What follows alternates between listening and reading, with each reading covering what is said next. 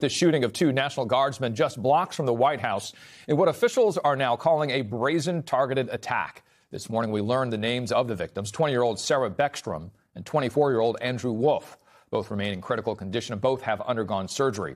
And at this hour, the lone suspect in that attack, a 29-year-old Afghan national, who officials say served alongside the CIA in Kandahar, remains hospitalized after being shot by responding officers. Authorities say the suspect lived in Washington state and drove across the country to commit this attack. And this morning, U.S. Attorney Jeanine Pirro said the suspect faces 3 counts of assault with intent to kill while armed.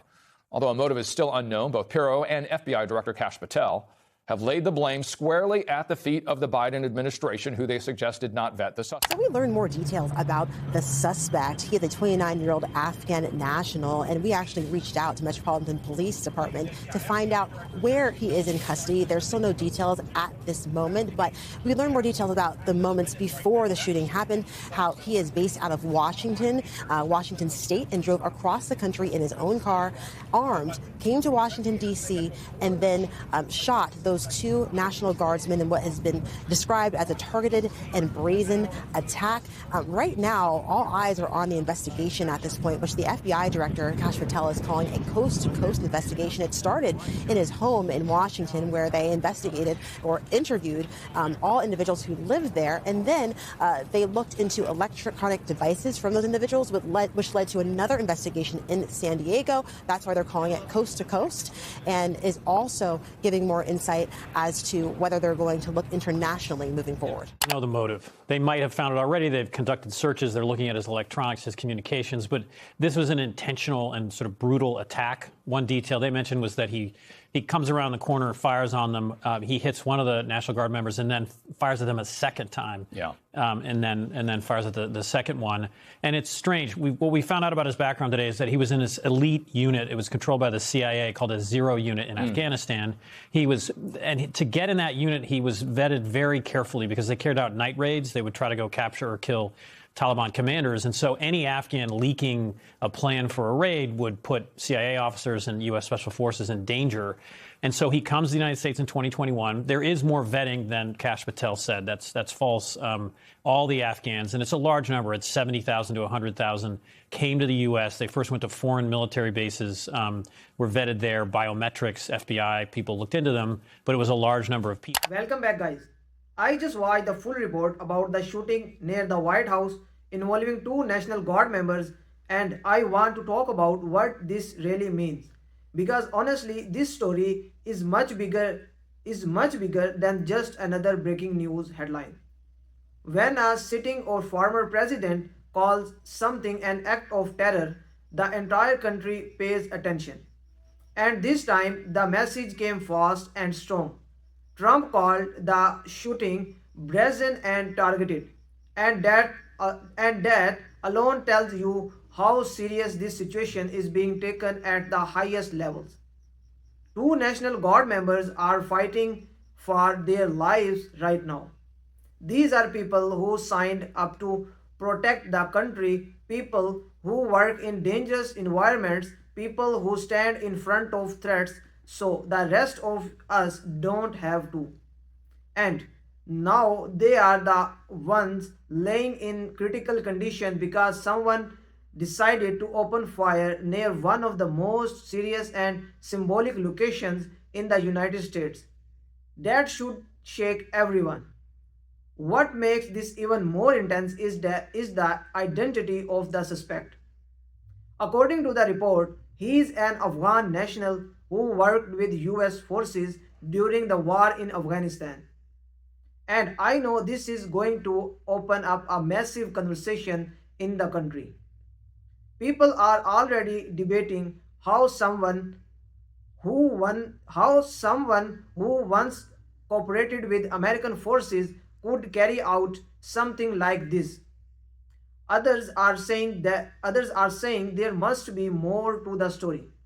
And honestly, that's exactly why the CIA, CBI, and other agencies are treating it as a possible act of terror. When Trump ordered 500 more troops to Washington, D.C., that didn't happen casually. Presidents don't deploy that many service members unless they believe there's much bigger threat behind the initial attack. That number is not symbolic. That number means they are preparing for possibilities that have not been made public yet. It means they don't fully know the motive, the network, or whether this was a lone act or part of something coordinated. For Americans watching this, there's a natural mix of fear, anger, and confusion right now. People want answers. People want to know how security broke down. People want to know how someone got close enough to National Guard personnel to injure them so severely. And every time something like this happens near the White House, it has differently. It hits differently. This isn't some random street. This is one of the highest secured areas in the entire world. But beyond the politics, beyond the headlines, I think the biggest point we can't ignore is that two families right now are praying that their loved ones survive. Two soldiers are in a hospital fighting injuries from bullets aimed at them for doing their job. And at the end of the day, this is exactly why these incidents matter, because real people, real Americans are being affected. Trump calling this an act of terror quickly also shows that he wants the country to understand this as a part of a bigger threat. Some people will agree with him and say he is sending a strong message.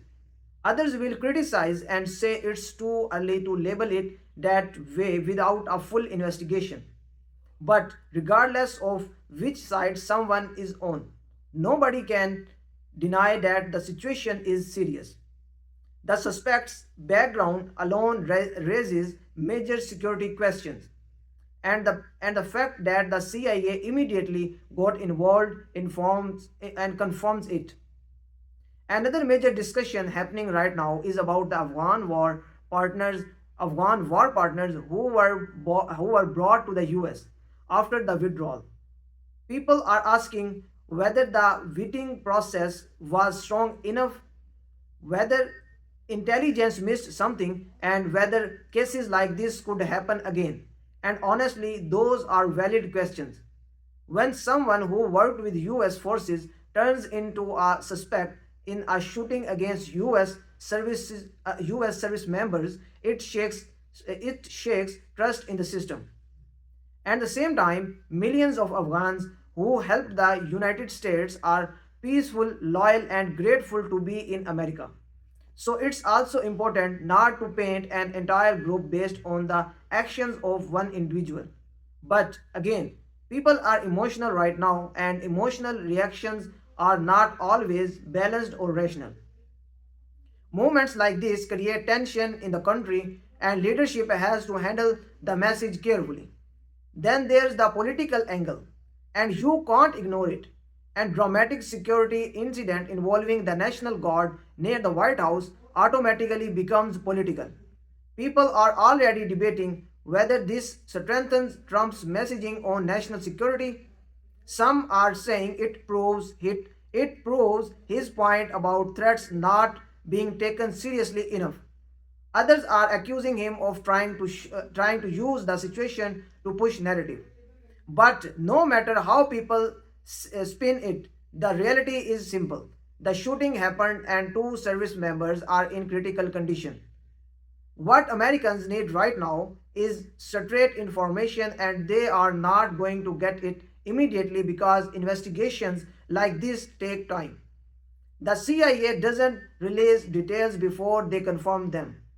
The CBI won't share anything that could compromise evidence, and the military will stay silent until they have a clear picture of what actually happened and why.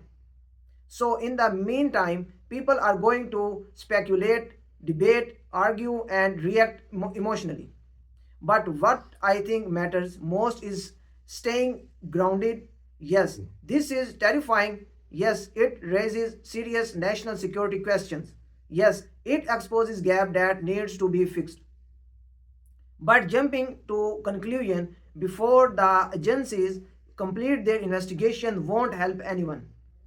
The families of the victim need support. The families of the victims need support. The country needs calm leadership, and the investigators need time to figure out exactly what led to this attack. For now, all we can do is wait for updates, hope for the recovery of the injured National Guard member, and pay attention to what the agencies reveal next.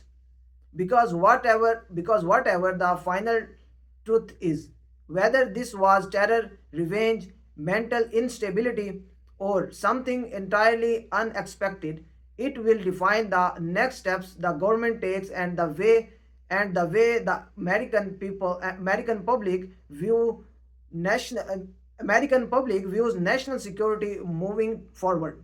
Thanks for watching my video. See you in the next video.